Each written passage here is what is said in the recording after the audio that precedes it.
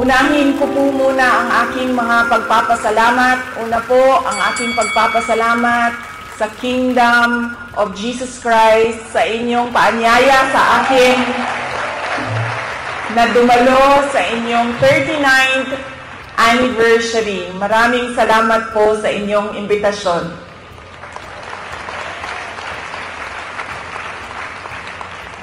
Pangalawang pagpapasalamat ko po ay mula po sa akin personal. Ang pagpapasalamat ko sa tulong ninyo, sa kampanya ninyo, sa suporta ninyo at sa boto ninyo para sa akin nung nakaraang halalan ng taong 2022. Ang susunod na pagpasalamat ay mula sa akin pa din, personal din sa akin, ang pagpapasalamat sa inyong lahat sa suporta ninyo sa aking trabaho noon sa Department of Education at patuloy na suporta ninyo sa aking opisina, ang Office of the Vice President.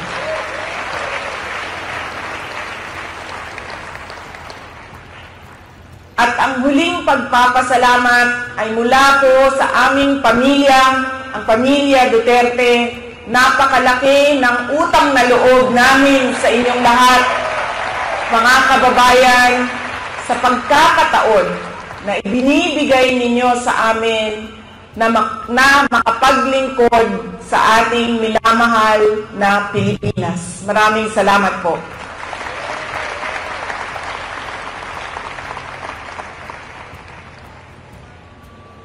Nasabi ko na po,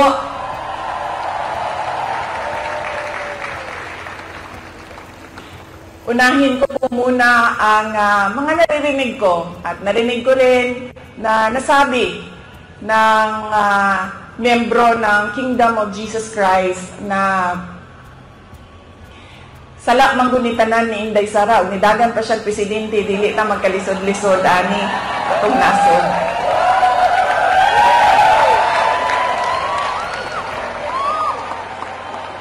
In another forum, I will thoroughly explain myself kung bakit ganon ang nangyari at ganon ang desisyon ko. Pero sa ngayon, hinihingi ko lang ang patawad ninyo na nagkamali ako.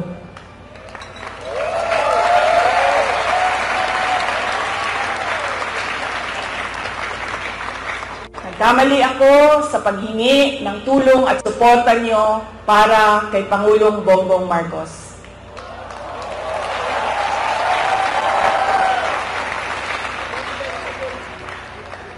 I was on the mistaken belief that we were together on the platform of unity and continuity. Nagkamali ako. Kaya hinihingi ko ang patawad ninyo.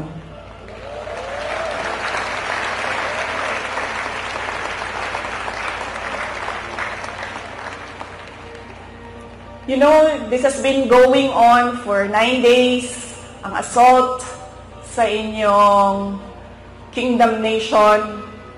At I could not come earlier dahil meron ding atake sa opisina ng pangalawang Pangulo. At hindi ko maiwanan ang aking mga kasamahan doon sa Office of the Vice President.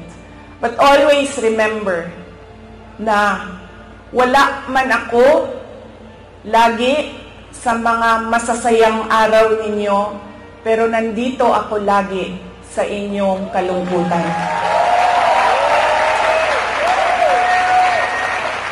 I will always be with you in your darkness. Bago ako pumunta dito, doon sa Manila, sinabihan ako, huwag kang lumapit sa KOJC dahil talo ka dyan. Kalaban mo administrasyon, kalaban mo dayuhan na superpower. Sabi ko, sa taong nagsabi sa akin noon, walang contest. Hindi ako matatalo Walang kompetisyon. Bakit ako matatalo? They may be a minority.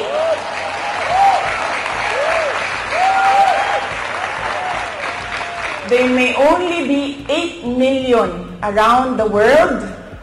Sabihin na natin na 6 million lang doon ang Pilipino, pero Pilipino pa rin sila.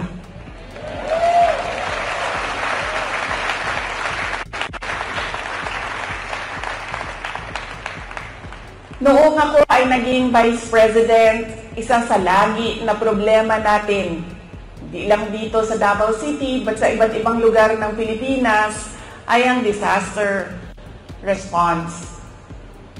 So, nung ako ay umupo, in-institutionalize namin ang Disaster Operations Center ng Office of the Vice President.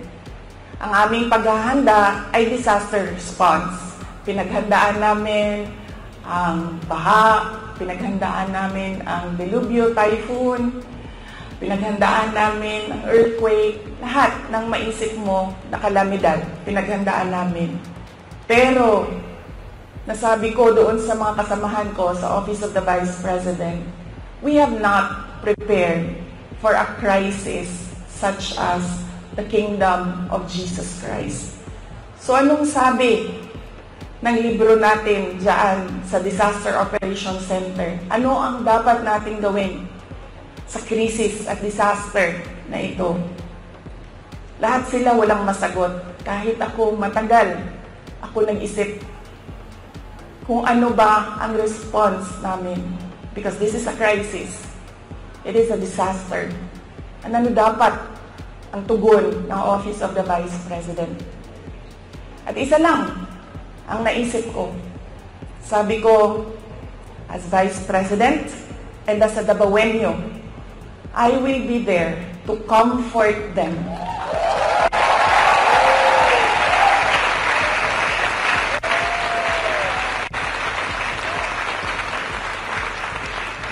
I have a moral obligation to assist them if they feel that they are persecuted, kahit kukunti lang sila. Trabaho ko yan bilang pangalawang Pangulo.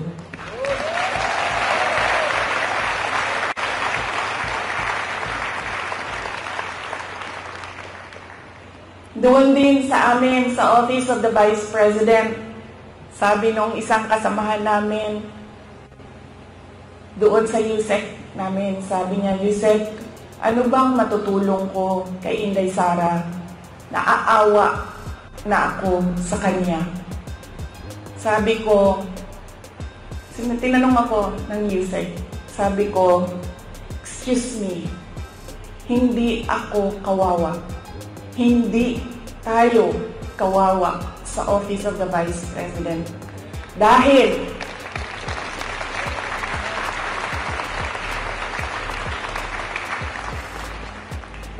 tatlong beses tayo kumakain araw-araw.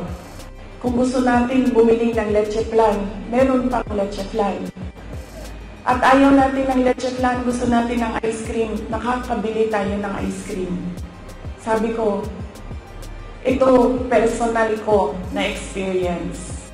Kaibigan ko, 47 years old. Sumakit lang ang likod. Anong sabi ng doktor? It's cancer of the bones, cancer of the lungs, cancer of the pancreas, cancer of the brain, all together in one person. Anong sabi ng doktor? 6 months na lang. Yun ang kawawa. Sabi ko, ang dami sa ating mga kababayan na nakakaramdam ng gutom dahil hindi na nila mabili ang pagkain sa sobrang mahal ng pagkain. 2 beses na lang kumakain sa isang araw. Yun ang kawawa. Sila ang dapat tulungan. Dumadami ang naghihirap sa ating bansa. dumadami ang nahihirapan makahanap ng regular na trabaho. Sila ang totoong kawawa at kailangan ng tulong natin.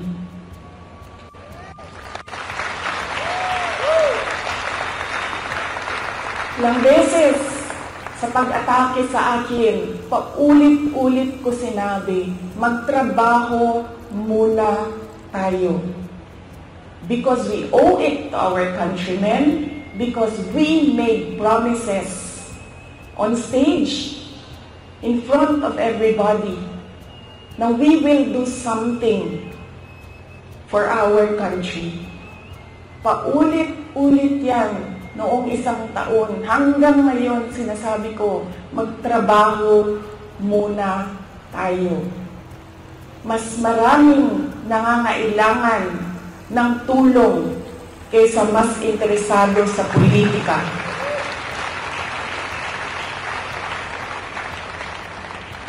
Pero this night is not about me and my problems. Hindi ako kawawa. Mas kawawa ang mga kaibigan natin na natutulog sa tabing daan, gutom. Minsan, sa isang araw, wala na talagang kinakain. Sila ang totoong problema at totoong nangangailangan ng tulong dahil sila ang kawawa. This is about kingdom of Jesus Christ and the assault on the kingdom nation.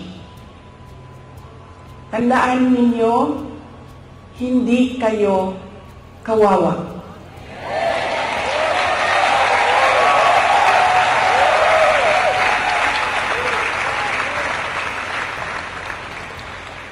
Tungod kay ang langit nung amahan naapirmi kanino.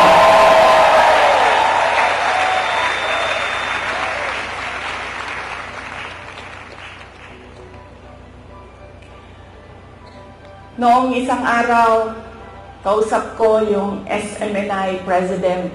Sabi ko sa kanya, "Sir, bigyan mo ako ng update sa mga tao." Sabi niya sa akin, 3,000 kapulis, 4,000 kapulis, 5,000 kapulis, ilang ipadala din sa Kingdom Nation. Nalisang na ang mga tao. Nangahadlok na sila. And then I said, mali nga malisang. Mali nga mahadlok. Kay baon mo nga no? Gipadalahan mo og 5,000 kapulis na inyong istoryahon, na inyong ipasabot, na unsa na ang atong nasod, asa na ang rule of law.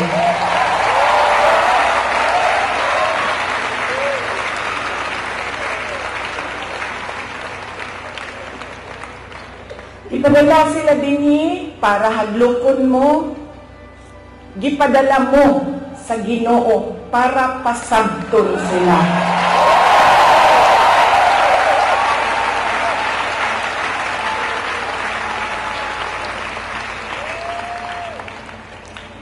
If they come from a place of violence, the Kingdom Nation is the expert on peace. Kay mo, anak. Dabaweños are peace-loving Filipinos. And in fact, dili lang Dabaweños, because the Kingdom Nation citizens can be found all over the country and around the world.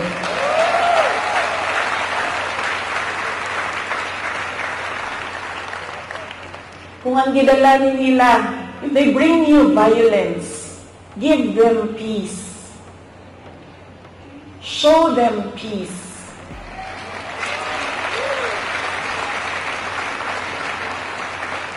Make them understand that this is not about me and you.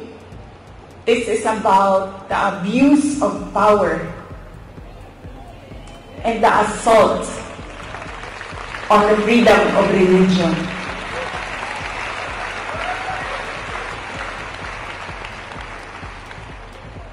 Violence, you have peace. Bullets and tear gas, what do you have? You have the words of the Almighty God.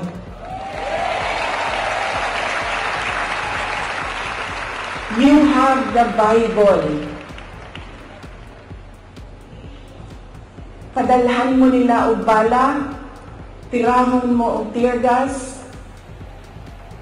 Preach to them the words of God.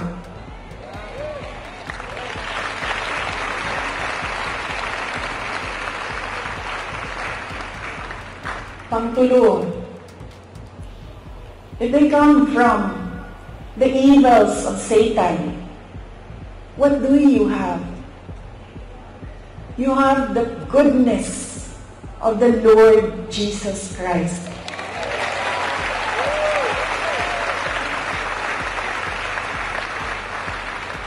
And always remember, kahit saan ka man pumunta, lahat nagsasabi, good triumphs over evil.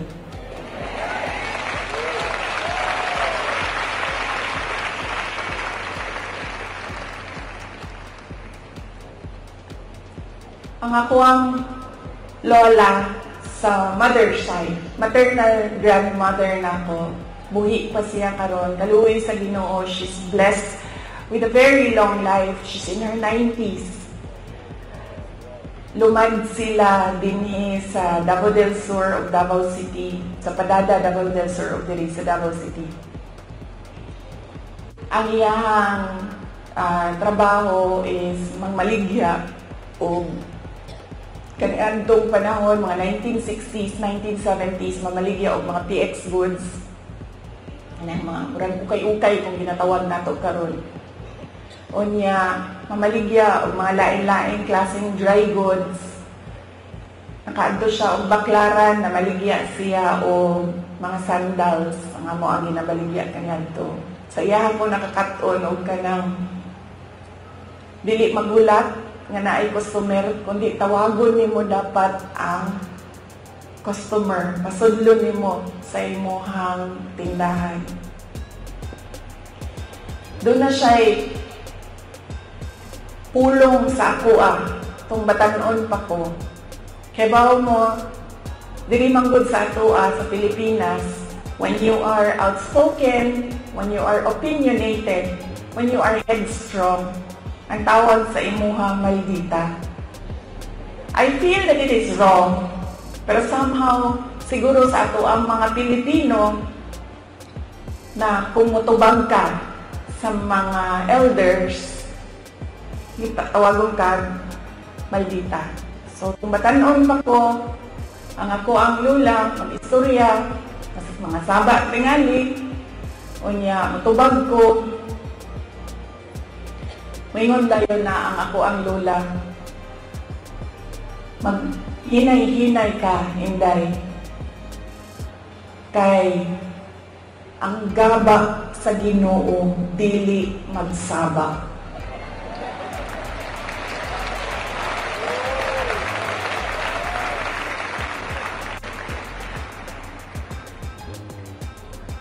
Through the years, while I was growing up, mawin ako ang mahinumduman.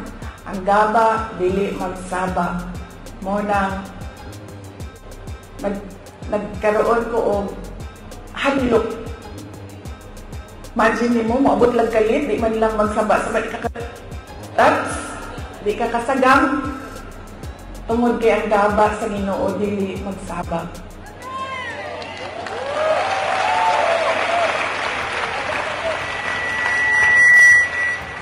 Mo tong kaganina, I know,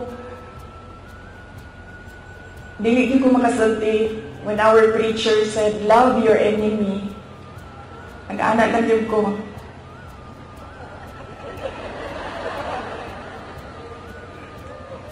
Wala pa ko sa punto sa mga miyembro. I am not in that level of spiritual enlightenment na I can love my enemies. Wala pa ko sa inyong level. O to kaganina nag-anak ko. Para di ko makasala.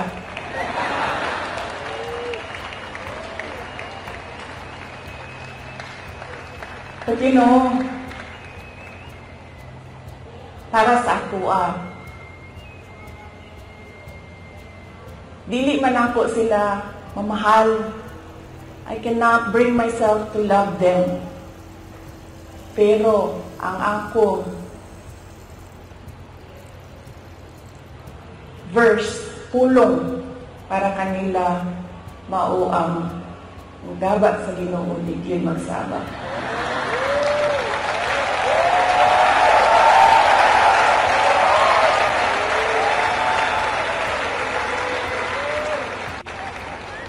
Paula siya ang prinsipyo sa ako ang lola ko rin.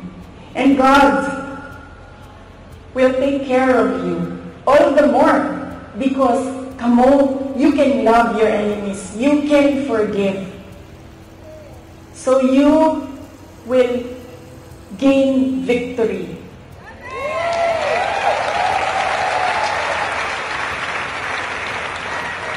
God will be there, will always be behind you, around you, above you, underneath you, to cradle you, to shelter you. Because you know His power over all of us.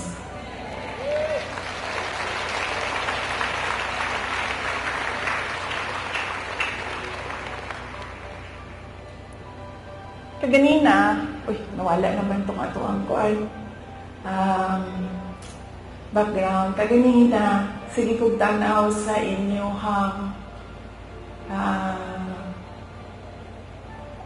wall. And then, nakabutang dito, 39th anniversary.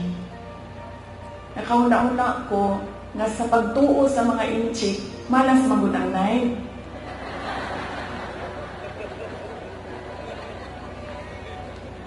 Muto na kaanak ko, siguro sundo na to. Wala may mawala sa to Kung sundo na to ang tinunguan sa mga inchik, nga dili yung ka mag-celebrate og 9. So this is our 40th anniversary.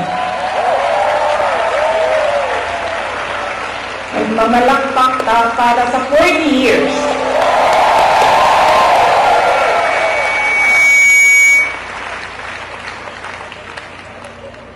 You have come a long way from 1 to almost or approximately 8 million around the world.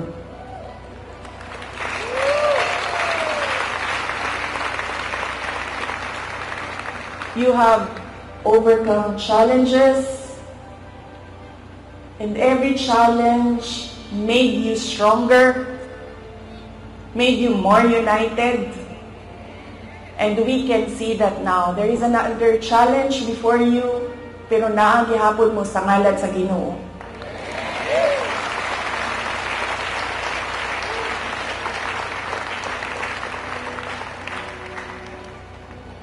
Ug sa tanaw nako, sa kadaghahan, sa kalisod, ug sa kadaghahan sa pandaot, ug sa kadaghahan sa dili pagtuo, sa inyo ug sa kadaghan sa kanang kansyaw ba sa inyong pagtuo. I think you will reach 100 years or more.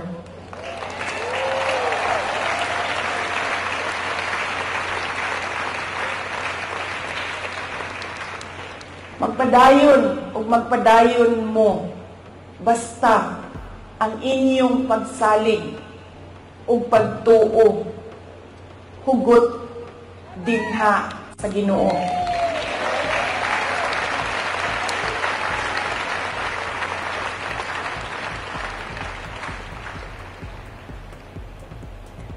During COVID, it was a experience as mayor. It was an experience that I do never want to go through again. The COVID-19 pandemic. Dili na ko ma-explain sa inyo nga ang kalisod atong panahon na to. Nga doon na yung mga gipangayo sa imuha nga COVID-19 response. Pero walay budget ang syudad para punduhan ang mga projects para sa COVID-19 response. Daghan kaayo.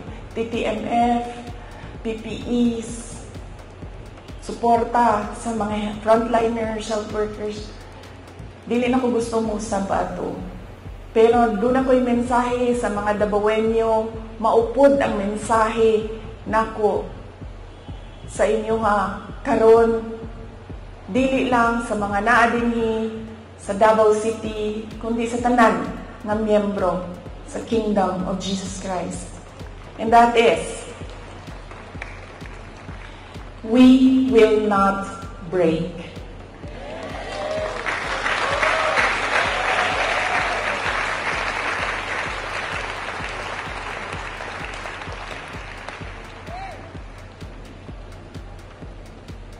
On my way here, kaganina, nag-ingong ko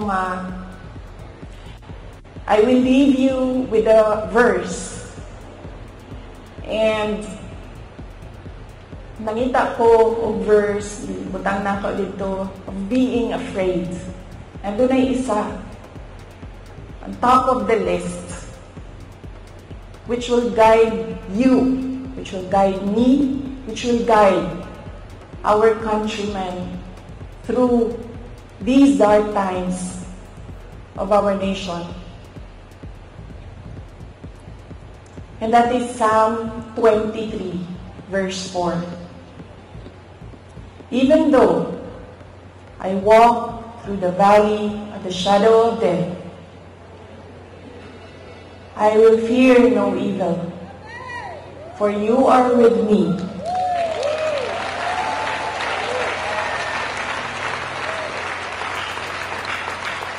Your rod and your staff, they comfort me.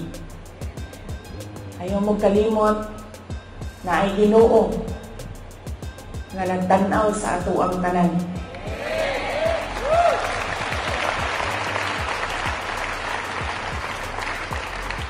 Og ang iyahang gaba, pili magsaba.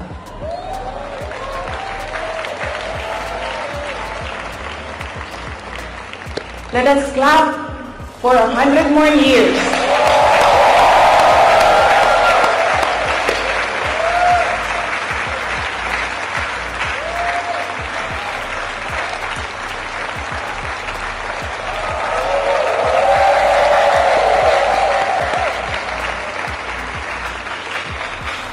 Ulitin ko ang aking kasiyahan na makasama ko kayo sa inyong 40th anniversary.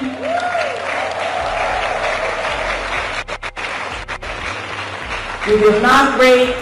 Happy 40th anniversary, Kingdom of Jesus Christ. God save the Philippines.